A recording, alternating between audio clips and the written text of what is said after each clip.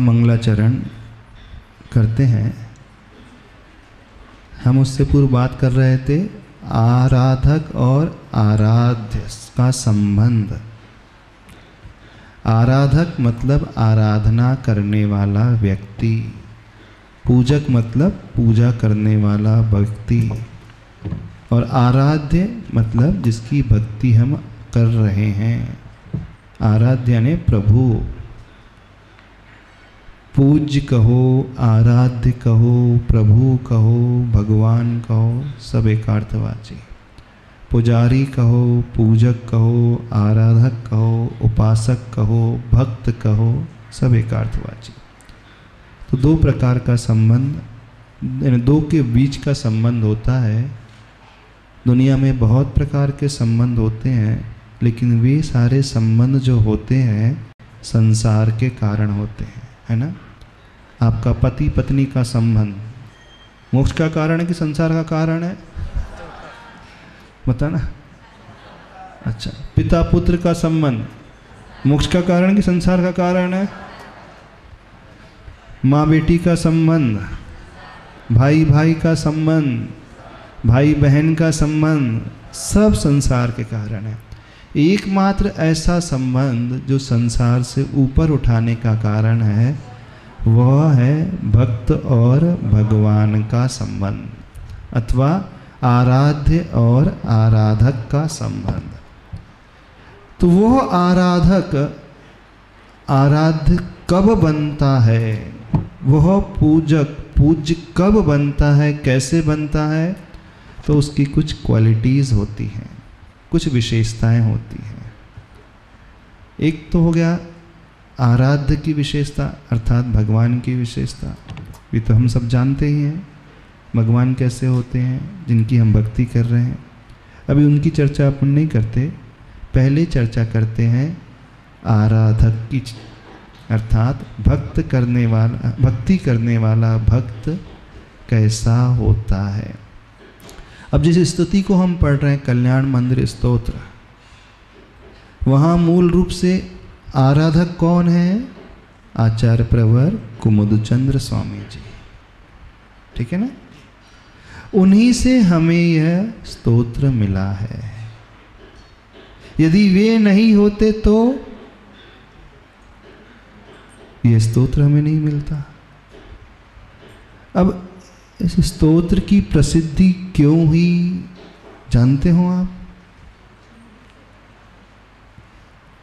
इसलिए हुई कि जो आराधना करने वाले आचार्य प्रवर कुमुदचंद्र स्वामी जी थे वे सामान्य नहीं विशेष थे, उनकी भक्ति विशेष थी। जब तक विशेष भक्ति नहीं होती है तब तक चमत्कार घटित नहीं होते हैं।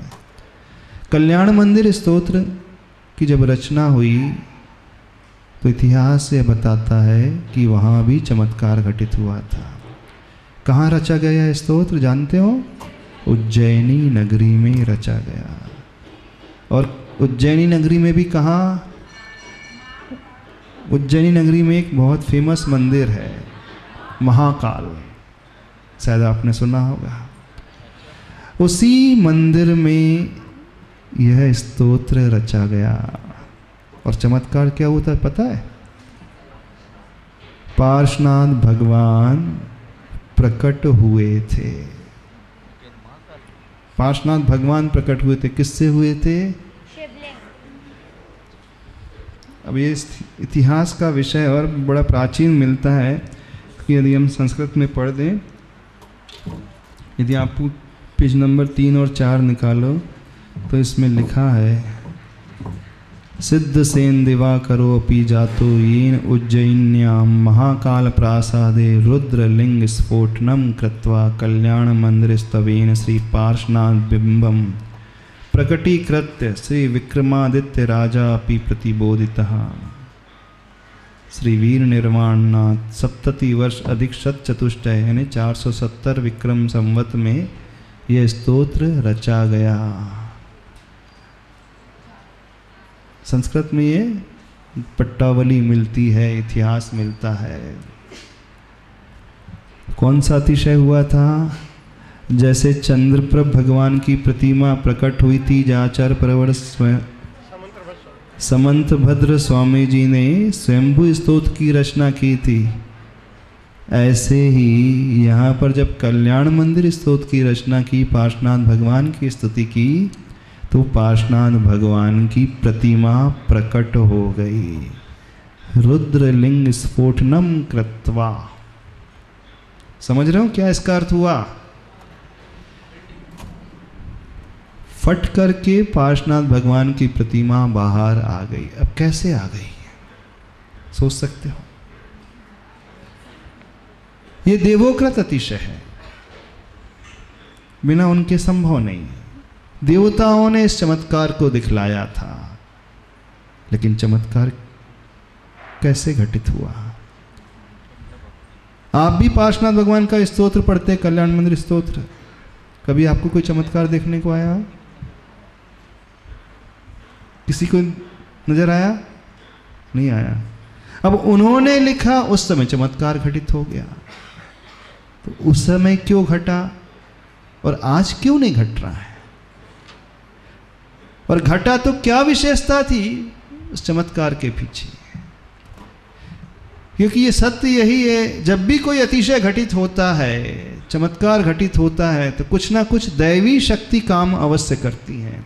और वो दैवी शक्ति आती ही तब है जब वो भक्ति करने वाला भक्त, आराधना करने वाला आराधक सामान्य नहीं, कुछ विशेष कार्य करने वाला होता है।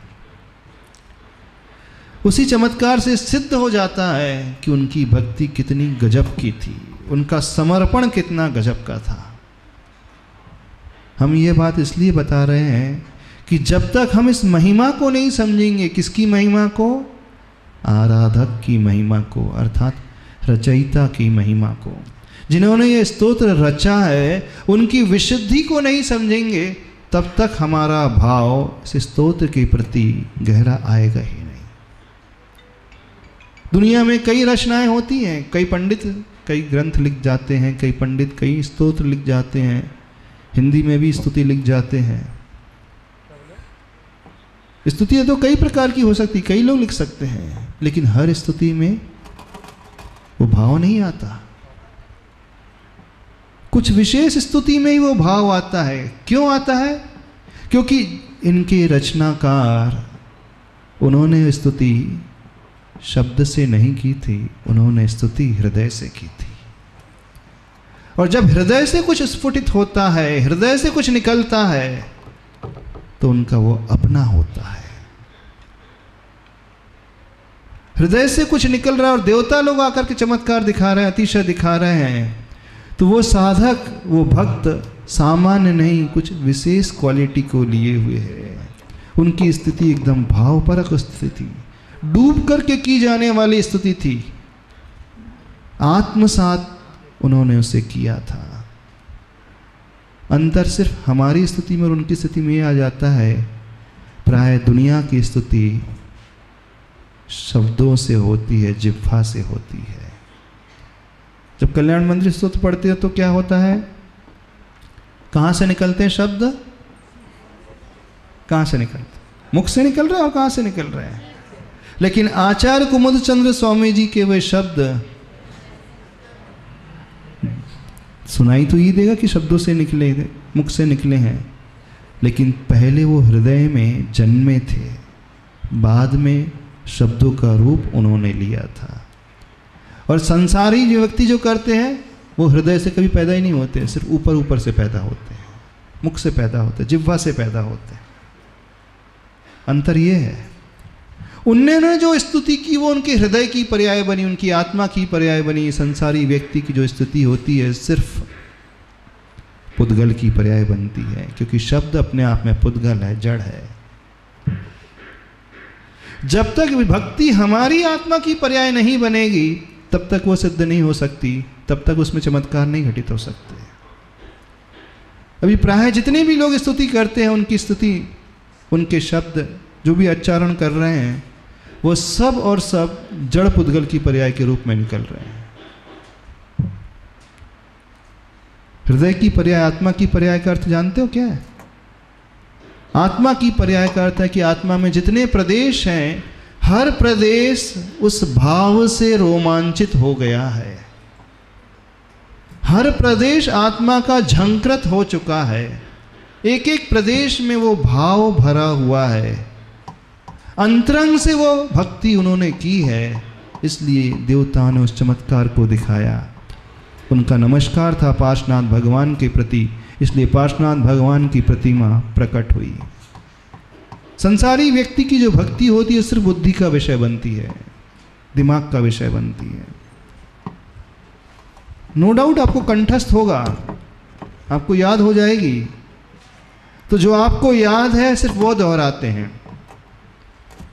लेकिन आचार्य प्रवर को वो बुद्धि का विषय नहीं था, उन्होंने उसे पहले हृदयस्थ किया था, आत्मस्थ किया था। पहले उन्होंने जिया था, फिर बाद में दुनिया के सामने वो प्रकट हुआ था। सबके साथ क्या होता है, जीते कोई नहीं है उसे, हम सिर्फ ऊपर ऊपर चलता रहता है। तो देखो उन आचार्य प्रवर को याद करो, उन्होंने कैसे भावों का संयोजन किया कि एक एक शब्द अपने आप में इस प्रकार का बन गया कि देवताओं को आकर के अतिशय दिखाना पड़ा। आप लोगों की स्तुति भावों से होती कभी? जब भावों से स्तुति होगी वो हमारी हृदय की पर्याय बनेंगे। उस समय जो संबंध होगा सिर्फ दो ही का संबंध होता है, भक्त और भगवान का संबंध होता है। उनके बीच में कोई तीसरा नहीं आता है। अभी जो संबंध है भक्त और भगवान के संबंध में बहुत सारे फॉरेन पार्टिकल्स आ गए हैं। फॉरेन पार्टिकल समझते हो? मेडिकल टर्मिनोलॉजी में आता है, यदि हमारी बॉडी में कोई भी फॉरेन पार्टिकल आ जाएगा, यानी विजाती तत्व आ जाएगा, तो वहीं बीमारी हो जाती है ना। जैसे आँख में धूल का कण आ जाए तो आँख सिर्फ आंसू आने लगते हैं, दर्द देने लगती है। पैर में कोई फांस चुभ जाए, फांस जो है वह विजाती तत्व है, फांस जैसे शरीर में आती है तो क्या हो जाता है, घाव बनने लगता है, मवाद बनने लगती है, दर्द होता है कि नहीं। जब कोई फांस अथवा कोई कील शरीर में जैसे ही प्रविष्ट होता है तो वहाँ दर्द होने लगता है। क्यों दर्द होने लगता है? कि हमारा शरीर कोई भी विजाती तत्व को एक्सेप्ट नहीं करता, फॉरेन पार्टिकल को एक्सेप्ट नहीं करता।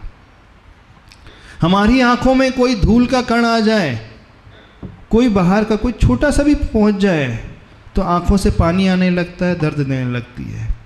ऐसे ही जब भक्त और भगवान का संबंध है, वहाँ कोई तीसरा फॉरेन पार्टिकल आ गया, वहाँ वेदना शुरू हो जाएगी, पीड़ा शुरू हो जाएगी।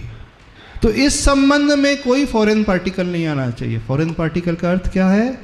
भक्त और भगवान के बीच में कोई तीसरा तत्व नहीं आना चाहिए। आप जब भक्ति करते तो कौन आ जाता है बीच बीच में? कौन से फॉरेन पार्टिकल आ जाते हैं? बेटा आ जाता है, बेटी आ जाती है, भोजन आ जाता है, दुकान आ जाती है, पैसा आ जाता है, स्वार्थ आ जाता है। ये संसार का नियम है। हम दुखी तभी रहते हैं जब भी कुछ विजाती हम में प्रवेश करेगा। आत्मा क्यों पीड़ित है? आत्मा में विजाती तत्व प्रवेश कर गया, कर्म पुद्गल, तो आत्मा बन गई।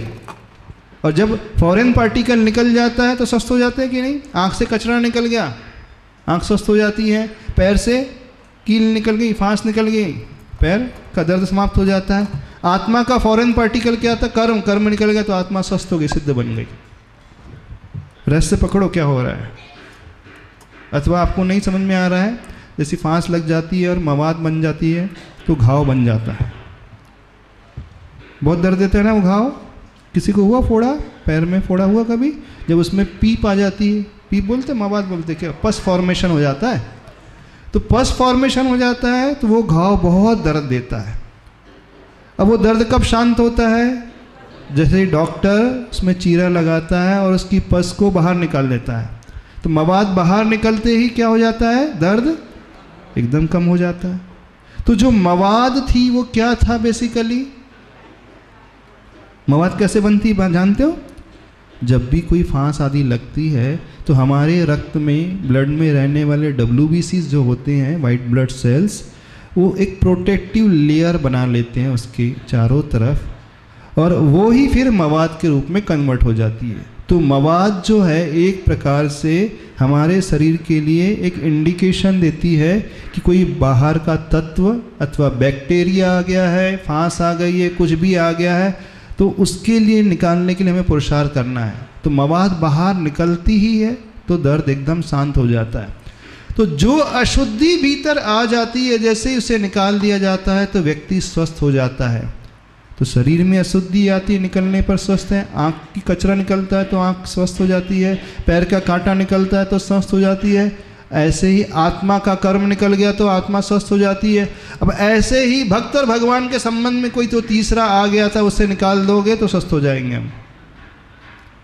लेकिन आप लोग फॉरेन पार्टिकल लाते ही रहते हो ना।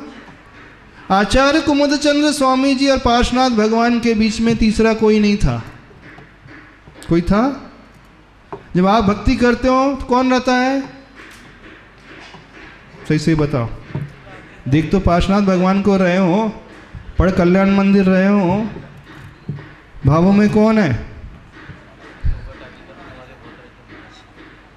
अब वो फॉरेन पार्टिकल कई प्रकार के होते हैं। एक धूल भी होती है, फांस भी होती है, कील भी हो सकती है, कंकड़ भी हो सकती है, बैक्टीरिया भी हो सकता है, वायरस भी हो सकता है, कुछ भी हो सकता है, और कर्म भी हो सकता है। अब आपके फॉरेन पार्टिकल कौन से हैं भक्त और भगवान के रिलेशनशिप में? आप बताओ, कौन बताएगा? खड़े होकर बताना। हाँ, समझ में आया हमने क्या कहा? हाँ, खड़े होकर बताओ। जब आप भक्ति कर रहे हो पार्श्वनाथ भगवान के सामने खड़े होकर के, तो कौन सा फॉरेन पार्टिकल आ जाता है बीच में? कोई भी व्यक्ति आ जाता है, या तो फिर कोई कॉल आ जाता है, फोन, हाँ। TV, mobile. अच्छा, और वेरी गुड। और कोई मेहमान आ जाता है कभी। अच्छा, और इसके अलावा? कभी भोजन करने का टाइम हो जाता है। अच्छा, और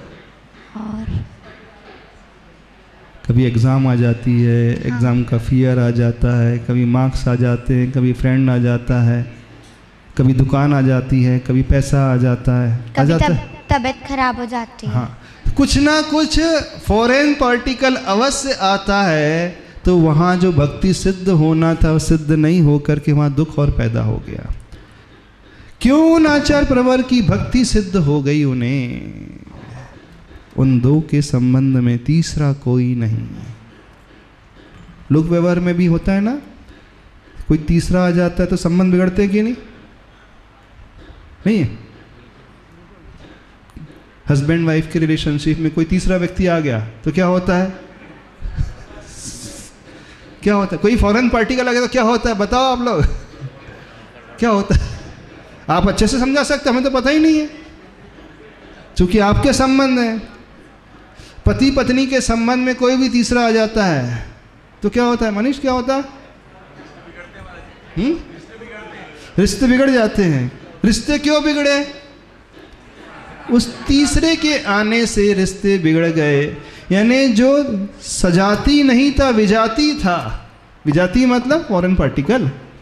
जो संबंध का हिस्सा नहीं था वो आया तो सारे संबंध खराब हो जाते हैं।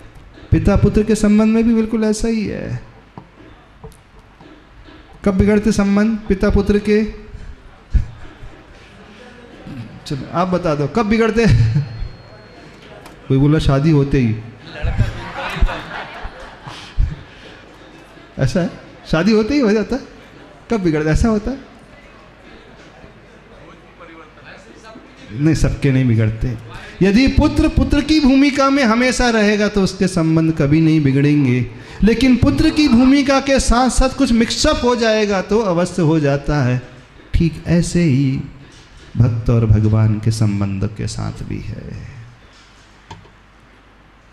भगवान सामने है, भक्त भक्ति करने वाला सामने है, लेकिन कोई ना कोई विचार आ जाता है, कोई ना कोई ऐसा भाव आ जाता है, कोई इच्छा पैदा हो जाती है, कोई व्यक्ति आ जाता है, कोई चिंता आ जाती है। बस फॉरेन पार्टिकल आया, सब गड़बड़ा गया। जब आचार्य प्रवर ने भक्ति की थी पार्श्वनाथ और आचार्य भगवान के बीच में कोई नहीं था। तो भक्ति कैसी करना है? हम दोनों के बीच में कोई नहीं आना चाहिए। एक संस्मरण शायद हमने पहले सुनाया है, फिर बता देते, बड़ा गजब का, हमें बड़ा अच्छा लगता है। आचार्य भगवान को 2-3 साल ही अपने गुरु का समागम मिला। इतना ज्ञान उन्होंने कैसे पा लिया? तो आचार्य सिंह ने एक बात बड़ी गहरी कही थी। बोले 2-3 साल गुरु का, वैसे 5 साल मिला समागम अपने आचार्य प्रवर ज्ञान सागर महाराज जी का, पर आचार्य भगवान कह रहे थे 5 साल भी पूरा नहीं मिला, मात्र 2 ही वर्ष मिला लगभग, क्योंकि शुरुआत में हमें हिंदी आती नहीं थी, संस्कृत आती नहीं थी। बाद का 1.5 साल जो है आचार्य भगवान की समाधि में निकल गया। तो जो मेन पीरियड मिला बीच का लगभग 2 वर्ष का पीरियड, उसी पीरियड में हमने गुरु से कुछ सीखा। तो फिर एक ब्रह्मचारी जी ने प्रश्न किया था, हे गुरुदेव, इतने कम समय में आपने अपने गुरु से सारा ज्ञान कैसे सीख लिया? 2 ही वर्ष के पीरियड में सारे शास्त्र को आपने पढ़ना सीख लिया, सिद्धांत आपने सीख लिया, साहित्य आपने सीख लिया, न्याय आपने सीख लिया, अध्यात्म आपने सीख लिया, व्याकरण आपने सीख लिया, सारी कलाएं आपने सीख ली। 2 साल का पीरियड तो बहुत कम होता है, 3 साल का पीरियड। तो आचार्य भगवान ने कहा 2 साल 3 साल तो बहुत ज़्यादा होता है। कोई शिष्य चाहे तो 1 साल की अवधि में भी अपने गुरु से, अपने प्रभु से सब कुछ ले सकता है जो गुरु के पास है। पर शर्त तो सुनो, शर्त एक ही है कि गुरु और शिष्य के बीच में कोई तीसरा नहीं आना चाहिए। अभी भी बात पूरी नहीं हुई है। तीसरा कोई नहीं आना चाहिए, यहाँ तक कि गुरु और शिष्य के बीच में भगवान भी नहीं आना चाहिए। क्या कहा था आचार्य श्री ने? गुरु और शिष्य के बीच में तीसरा कोई नहीं, संसारी तो आना ही नहीं चाहिए, यहाँ तक कि भगवान भी आना नहीं चाहिए। अर्थात उस शिष्य को हमेशा सिर्फ गुरु ही गुरु नजर आए, गुरु ही की लगन लगी रहे, गुरु के बारे में वह सोचता रहे। जब शिष्य ऐसा सोचने वाला हो जाएगा, ऐसा समर्पण हो जाएगा, तो 1 साल की अल्प अवधि में भी वह शिष्य अपने गुरु से सब कुछ ग्रहण कर सकता है जो गुरु के पास है। तो उन दोनों के संबंध में कोई नहीं आना चाहिए, तीसरा कोई नहीं। यानी उनकी दृष्टि में भगवान भी तीसरे हो गए, गुरु की दृष्टि में भगवान भी विजाती हो गए कि नहीं? वैसे तो भगवान गुरु से बड़े हैं, प्रभु बड़े होते हैं कि नहीं? वो प्रभु की स्तुति कर रहे हैं, प्रभु की भक्ति करते हैं, प्रभु का गुणानुवाद कर रहे हैं। लेकिन आचार्य श्री ने कहा जब बात गुरु से कुछ लेने की हो, गुरु से कुछ सीखने की हो, तो उस संबंध में, यानी गुरु और शिष्य के संबंध में तीसरा भगवान भी नहीं आए, तो वह शिष्य सब कुछ गुरु का आत्मसात कर सकता है। इतनी बड़ी बात, इतनी गहरी बात आचार्य भगवान ने कही थी। आप जब भक्ति करते हो तो आपके और पार्श्वनाथ भगवान के बीच में कौन आता है? कोई नहीं आता ना। आचार्य कुमुदचंद स्वामी जी ने जब भक्ति की थी तो उनके बीच में कोई नहीं आया था, इसलिए वो चमत्कार घटित हुआ था। तो रहस्य पकड़ो। क्या रहस्य समझ में आ रहा है? जब भक्ति करने बैठो, भक्ति में इतने डूब जाओ, इतने डूब जाओ, कोई तीसरी बात नजर ही ना आए, विचारों में भी ना आए, सामने आंखों में भी ना आए, हमें सिर्फ प्रभु ही प्रभु नजर आए, तब चमत्कार घटित होगा। आप तो चला करके इतने सारे फॉरेन पार्टिकल्स को लेकर के आ जाते हो, ला लेते हो ना, तो कैसे सिद्ध होगी भक्ति? कुछ समझ में आ रहा है? नहीं समझ में आ रहा है? जब भगवान की भक्ति करो तो क्या दिखना चाहिए? क्या विजाति तत्व नहीं? भगवान के अलावा कोई नहीं, कोई साथी नहीं, कोई संगाती नहीं। यहाँ तक कि जब भक्ति कर रहे तो गुरु भी नहीं, भक्ति कर रहे तो शास्त्र भी नहीं। जब कल्याण मंदिर पढ़ रहे तो समय भक्तामर भी नहीं पढ़ना। और तो और लो, पता चला कल्याण मंदिर का श्लोक पढ़ रहे और आ जाएगा बीच में भक्तामर का एक श्लोक, क्योंकि दोनों का एक ही छंद है, वसंतिल का। हो जाता है कई बार, एक प्रस्तुति कर रहे हैं दूसरे का कहीं मिक्सअप हो जाता है। तो आचार्य भगवान कह रहे तीसरा कोई भी ना आए, यानी ऐसा संबंध हम बनाना सीखें। जब उस संबंध में कोई तीसरा नहीं आता है तो वो संबंध दुनिया का सबसे अच्छा संबंध होता है, सबसे सुखी संबंध होता है कि नहीं? आपके लोक व्यवहार में भी जब आपके संबंध में कोई तीसरा व्यक्ति नहीं आता तो बड़े सुखी संबंध होता है, किसी को कोई टेंशन नहीं, कोई शिकायत नहीं। और आज के जीवन में हर एक को शिकायत है, और सबसे बड़ी शिकायत है वहम की। पता नहीं किससे बात करते रहते हो, घंटों घंटों मोबाइल में किससे लगे रहते हो, तो सब एक दूसरे के मोबाइल ही चेक करते रहते हैं, हिस्ट्री किससे बात की। आज के ज़माने में बहुत ज़्यादा होने लगा है, खासकर जो मेट्रोज में रहे हस्बैंड वाइफ वर्किंग रहते हैं तो एक का विश्वास दूसरे पे रहता ही नहीं है, तो दोनों एक दूसरे के मोबाइल ही चेक करते रहते हैं। और यदि आप लॉक कर रहे हो तो कहीं ना कहीं क्वेश्चन मार्क। कितनों का मोबाइल लॉक रहता है? सबका रहता है। इसका मतलब है कुछ प्राइवेट बातें होती जो आप शेयर नहीं करना चाहते, ऐसा है ना? कुछ ऐसी भी स्थिति होती है जो आप दूसरे को दिखाना नहीं चाहते, तभी तो आप छिपा करके रख रहे हैं, लॉक करके रख रहे हैं। ऐसा अर्थ ले लें हम कि दूसरे कारण से लॉक करते हैं, किसी के हाथ न लग जाए इस कारण। यदि ताला लग रहा है, लॉकिंग सिस्टम है, उसमें डिस्क्लोज नहीं होना चाहिए, तो कहीं ना कहीं दाल में कोई बोल रहा दाल ही काली है, क्या है? तो देखे जिंदगी तब अच्छी बनती है जब कोई भी उन संबंधों में सम्मिलित नहीं होता है। धर्म में भी बिल्कुल ऐसा ही है। हमारा धर्म हमें तब सिद्ध होता है, भक्ति तब सिद्ध होती है जब उन आराध्य और आराधक के बीच में कोई तीसरा ना आए, भक्त और भगवान के बीच में कोई तीसरा ना आए। जब हम पार्श्वनाथ भगवान की भक्ति कर रहे हैं तो उस समय आदिनाथ भगवान में नहीं आना चाहिए, सत्य कह रहे हैं। उस समय 23 तीर्थंकर भी नहीं आना चाहिए, भले ही वे भगवान है, लेकिन हमारा फोकस अब पार्श्वनाथ भगवान पे, तो हमें सिर्फ पार्श्वनाथ ही दिखना चाहिए। जब चंद्र प्रभु भगवान की करते चंद्र प्रभु नजर आना चाहिए, जब बाहुबली भगवान की करते सिर्फ बाहुबली नजर आना चाहिए। और जब सामान्य से 24 भगवान की पूजा करें तो उस समय सब आ जाना चाहिए 24 हो, लेकिन होता उल्टा है। पार्श्वनाथ की पूजा करते तो बाहुबली दिखते हैं, बाहुबली की पूजा करते तो चंद्र प्रभु दिखते हैं, है ना? मंदिर आ जाते तो घर दिखता है, घर आते तो मंदिर दिखता है, क्या? यानी जहाँ हैं वहाँ नहीं रहते हैं, मन से कहीं और ही रहते हैं। शरीर से भले ही वहीं रहते हैं लेकिन मन से कहीं और रहते हैं। जब आप मंदिर में भक्ति करें और आपकी दृष्टि घड़ी की ओर जा रही है तो समझना मन से कहीं और है आप। कितने लोगों को मंदिर में घड़ी दिखती है? सॉरी हमने गलत बोल दिया। कितने लोग मंदिर में घड़ी देखते हैं? प्रवचन समय में तो देखते हैं, अभी कई लोगों की दृष्टि को कितने बज गए। क्लास में तो दृष्टि जाती है, घड़ी देखते हैं। कितने लोग देखते हैं घड़ी मंदिर में? यदि आप मंदिर में घड़ी देख रहे हो तो समझना विजाती तत्व आ गया, फॉरेन पार्टिकल आ गया, आपके और भगवान के बीच में घड़ी आ गई। घड़ी आ गई क्या अर्थ हुआ? विकल्प आ गया। मन में विकल्प पैदा होने लगा कि अब वहाँ जाना है, अब समय हो रहा है, बहुत देर हो गई है।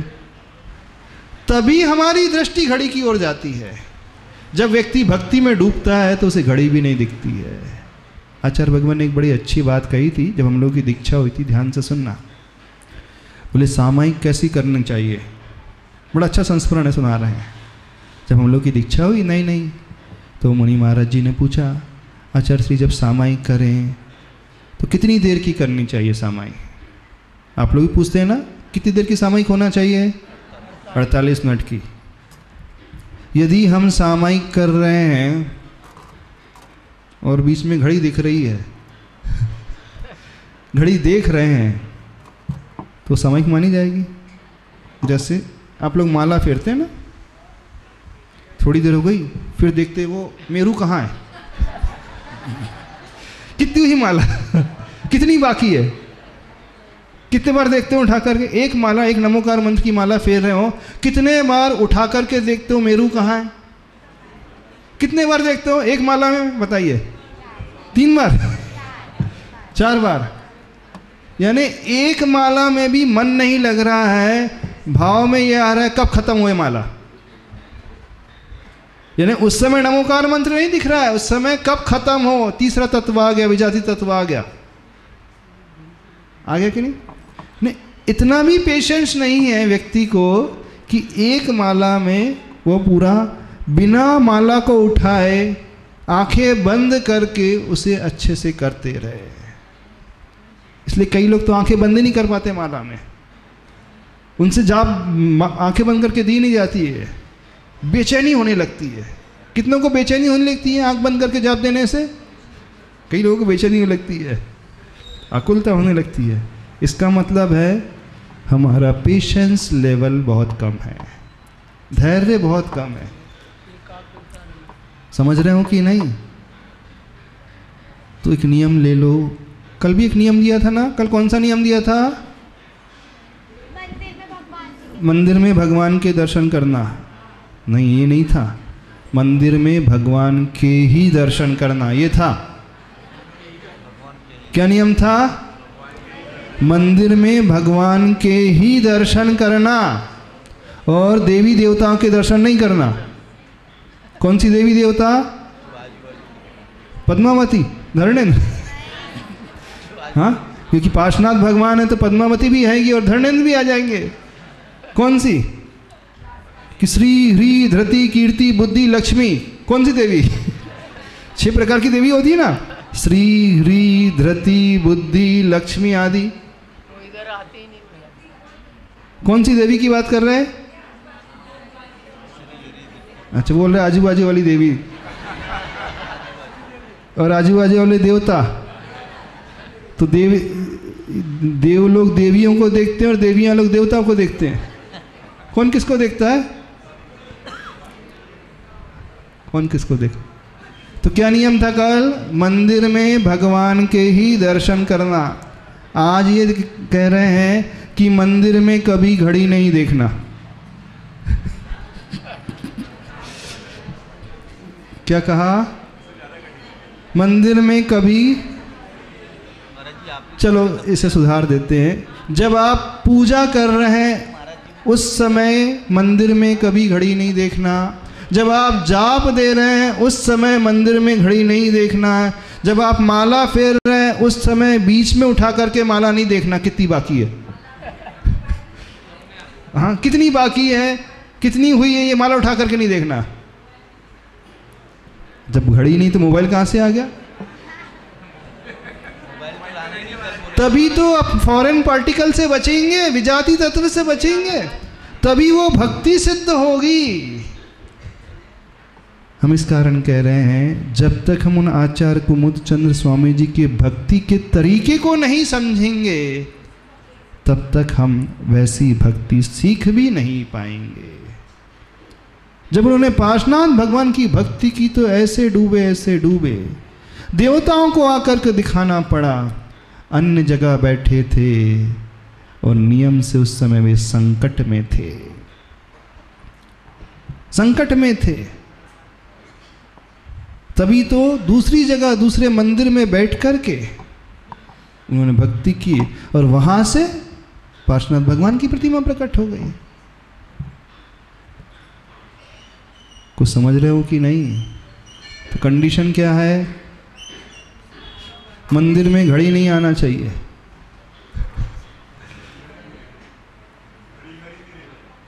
घड़ी नहीं देखना चाहिए, ऐसा घड़ी देखना ही नहीं है। तब तो हमें पता रहेगा कि हमारा उपयोग भगवान में लगा है। नहीं है तो उपयोग कहाँ लगा है? कहीं और लगा है। मंदिर में भगवान में उपयोग कम लगता है और इधर उधर उपयोग ज़्यादा लगता है कि नहीं? अब आप यहाँ बैठे हो प्रवचन में, कोई है तो चटाई की तार निकाल के फेंकते रहता है, देखना। कई हैं तो एक दूसरे कपड़े खींचते रहते हैं, कई एक दूसरे को पिंच करते रहते हैं, पीछे से उंगली से पिंच करते रहते हैं। कई है तो एक चावल का दाना उठाया, फेंक दिया उसको। क्या क्या होता है मंदिर में, और क्या क्या होता है बताइए, और क्या क्या करते हैं आप लोग? हाँ, बच्चे लोग बहुत अच्छे से बताएंगे क्या क्या करते हैं। तो देखना, ये हमारे स्थिरता की कमी है। उपयोग वहां नहीं लग रहा है जहां लगना चाहिए। पूर्णाचार्य प्रवर को देखें, उनकी कथा भी बड़ी रोचक है, आचार्य कुमुद चंद्र स्वामी जी की, जो मूल रूप से ब्राह्मण वंश के थे। देखना, जन्म से जैन धर्म के नहीं थे आचार्य कुमुद स्वामी जी, ब्राह्मण वंश में उन्होंने जन्म लिया था और बहुत बड़े विद्वान थे, बहुत बड़े विद्वान थे। कई शास्त्रों का उन्हें ज्ञान था, वेद वेदांग में पारंगत थे और कई जगह वह शास्त्रार्थ करते थे। एक बार रास्ते में उन्हें दिगंबर जैन मुनिराज आचार्य प्रवर मिल जाते हैं, जिनका नाम आता है वृद्धिराज राजा। रास्ते में जैसे ही वो मुनिराज मिलते हैं, रास्ता बड़ा सकरा था, पगडंडी जैसी थी, जंगल से जा रहे थे। अब इतनी सकरी पगडंडी थी कि एक समय में एक ही व्यक्ति निकल सकता।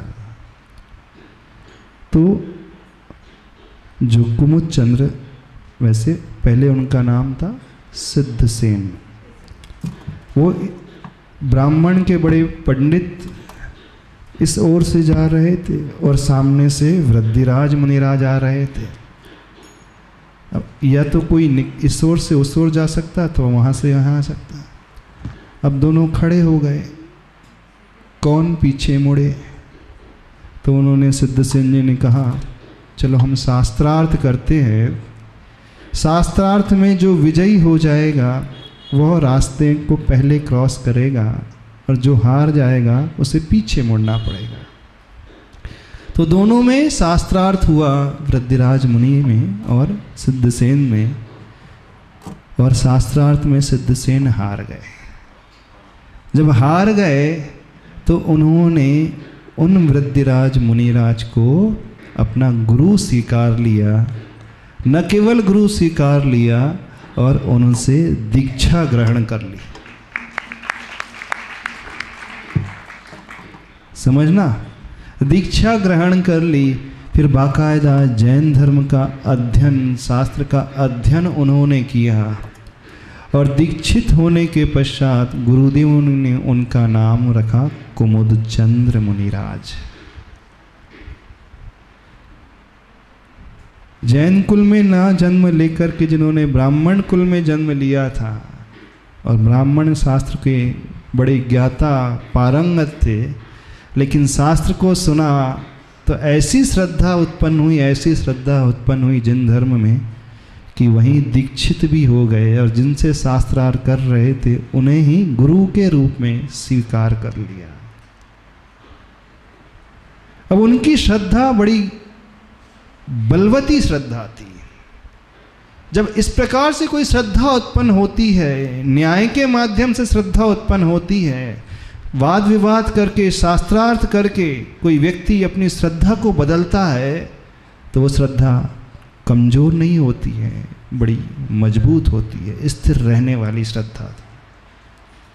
क्योंकि वो अनपढ़ नहीं थे, वो दुनिया के सारे शास्त्रों को जानते थे, ऑलरेडी सब कुछ जानते थे। और जानते हुए भी जब जिन शास्त्रों को उन्होंने सुना गुरुदेव से, तब उनकी समीचीन श्रद्धा हो गई, तब उन्हें दर्शन जो था वो सम्यक दर्शन हो गया और श्रद्धा भी ऐसी कि दीक्षित हो गए। गजब की बात है। तो ऐसे वे कुमुद चंद्र महाराज, जिनका जन्म से नाम तो सिद्धसेन था, लेकिन दीक्षा के बाद कुमुद चंद्र रखा गया। ऐसे उन कुमुद चंद्र महाराज जी ने जब भगवान पार्श्वनाथ की स्तुति की तो अन्य पत्थर से वो पार्श्वनाथ भगवान की प्रतिमा प्रकट हो गई। और वो भी उज्जैनी में घटी हुई घटना, महाकाल मंदिर में घटी हुई घटना। ऐसी श्रद्धा होती है, इतनी मजबूत श्रद्धा, ऐसा दृढ़ विश्वास होता है और ऐसा समर्पण होता है। आप लोगों की श्रद्धा कैसी है? गंगा गए गंगादास, जमुना गए जमुनादास, जहाँ जाओगे वहीं मुड़ पटक करके आ जाओगे, है ना।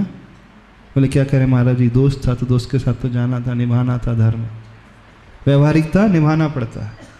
और एक वे आचार प्रवर, ऐसे जैन शास्त्र को हम उठा करके देखे तो बड़े बड़े धुरंधर आचार हुए जो जन्मतः जैन नहीं थे, ब्राह्मण थे। चाहे श्लोक वार्तिक के रचिता आचार्य विद्यानंद जी, पात्रकृष्टि आचार्य की कथा आती है, ऐसी आचार्य कुमुदचंद्र स्वामी जी की, सारे के सारे धुरंधर ब्राह्मण विद्वान थे, लेकिन बाद में उनकी श्रद्धा समीचीन हुई। थोड़ी सी अपनी अपनी श्रद्धा भी चेक करते जाओ, कैसी श्रद्धा है, बड़ी ढुलमुल है ना। सब जगह जाकर के नारियल पटक देते हो कि नहीं?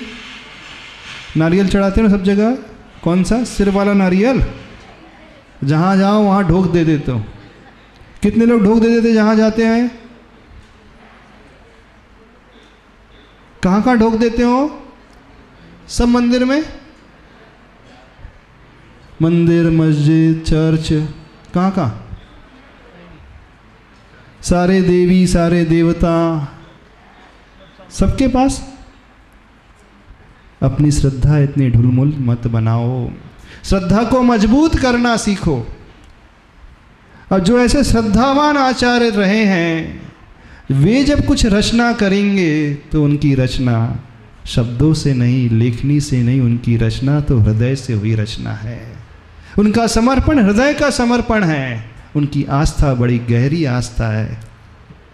जब उन्होंने ऐसे भक्ति भाव से भर करके पार्श्वनाथ भगवान को ध्याया, भक्ति की, एकमात्र यही स्तोत्र आता है कल्याण मंदिर स्तोत्र, जिसमें आचार्य प्रवर बताते हैं कि भक्ति अभेद बुद्धि से की जाती है। वैसे भक्ति में संबंध है, भक्त और भगवान का संबंध है, लेकिन आगे जाकर के कहेंगे नहीं, दो को भी छोड़ दो, सिर्फ एक रह जाए। क्या? कौन रह जाए? भक्त भगवान में इतना डूब जाए कि अपने आप को भी भूल जाए, वो भगवानमय हो जाए। ऐसी भक्ति की बात है यहाँ पर। और आपकी भक्ति तो न जाने कितनी पार्टियाँ उसमें सम्मिलित हो जाती हैं। शुरुआत तो 2 से होती है, ख़त्म होते होते 20 आ जाते हैं, यानी विचारों में कितने सारे विजाती तत्व आ जाते हैं। भगवान ही मालिक है, आ जाते हैं ना। तो क्या करना है? सारे फॉरेन पार्टिकल्स को बाहर निकालो, तब आप शारीरिक रूप से भी स्वस्थ रहोगे, आपकी आंखें भी स्वस्थ रहेंगी, आपका पैर भी ठीक रहेगा, और आपका हृदय भी स्वस्थ रहेगा, और आत्मा भी स्वस्थ बनेगी। तो ऐसी विधि से यह कल्याण मंदिर स्तुति रूप भक्ति करना है, जिनके रचयिता आचार्य प्रवर कुमुदचंद्र स्वामी जी हैं। ये कथा इसलिए हमने सुनाई कि कथा सुनकर के हमें उनकी श्रद्धा का ज्ञान होगा। जब श्रद्धा समझ में आएगी तो हमारी श्रद्धा उन आचार्य प्रवर के प्रति पैदा होगी। अभी तो हम भगवान के प्रति श्रद्धा की बात नहीं कर रहे, हम जिसकी कृति को पढ़ रहे हैं वो है कृतिकार कितने महान, कितने श्रद्धावान, कितने महान साधक है। जब तक ये हमें ज्ञात नहीं होगा तो कृति के प्रति हमारी समर्पण की भावना भी अच्छे से जागृत नहीं होगी। जब ये ज्ञात हो जाता है तो अपने आप ही लगता है कि आचार्य प्रवर कोई सामान्य आचार्य नहीं है, महान आचार्य रहे हैं। देवता भी जिनके चरणों में आकर के झुक गए, देवताओं को चमत्कार दिखाना पड़ा। उन्होंने अपनी सारी विपरीत मान्यताओं को त्याग दिया, समीचीन मान्यताओं को अपना लिया। लेकिन आपको तो सब कुछ जन्म से मिला है ना, इसलिए इसकी कीमत नहीं करते। घर बैठे मिल गया है, फ्री फोकट में मिल गया है। जो फ्री फोकट में मिल जाता है उसकी कीमत व्यक्ति नहीं करता है, जो दुर्लभता से मिलता है उसकी कीमत वो अच्छे से करता है और श्रद्धा भी उसकी होती है। इस कारण जो घूम फिर करके बाहर से यहाँ आते हैं ना, उनका समर्पण गजब का होता है। ऐसे ही उनमें से आचार्य कुमुदचंद स्वामी जी हैं। तो इस कल्याण मंदिर स्तोत्र को पढ़ने के पूर्व, इसे समझने के पूर्व, इसके अर्थ को जानने के पूर्व इनके रचयिता के बारे में हम समझे, उनके प्रति श्रद्धा और समर्पण का भाव लाएं। इस श्रद्धा समर्पण से करेंगे तो हो सकता है हमारे लिए हृदय में भी वे प्रभु और वे आचार्य प्रवर आ जाएं। आज इतना ही कहना पर्याप्त समझते हैं। बोले देवादिदेव चिंतामणि पार्श्वनाथ भगवान की